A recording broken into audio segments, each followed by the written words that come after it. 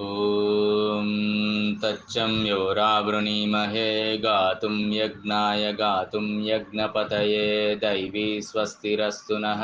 स्वस्तिर्मानुषेभ्यः ऊर्ध्वं जिगातु भेषजं शन्नो अस्तु द्विपदे शं चतुष्पदे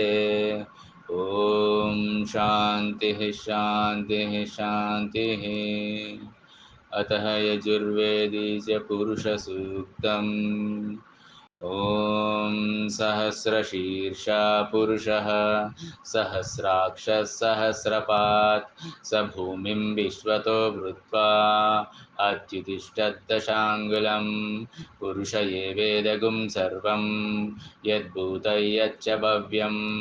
उतामृतत्वस्येषानः यदन्नेनातिरोहति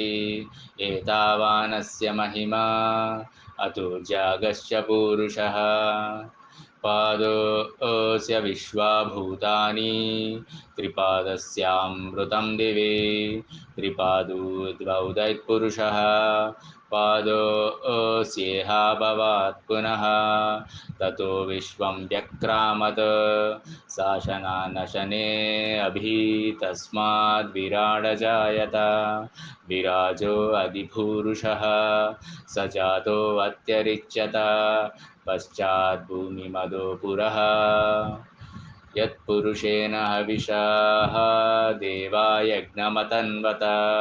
वसन्तो अस्यासीदाज्यं ग्रीष्मयेद्मशरद्दविः सप्तास्य सन्परिदया त्रिसप्तः समिदकृताः देवा यद्यज्ञं तन्वानाः अबद्धन् पुरुषं पशुं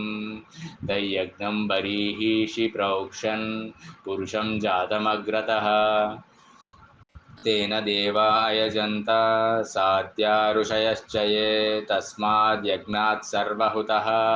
संवृतं पृषदाज्यं पशुगस्तागश्चक्रे वायव्यान् अरण्यान् ग्राम्यश्च ये तस्माद्यज्ञात् सर्वहुतः रुचः सामानी जजिघ्नरे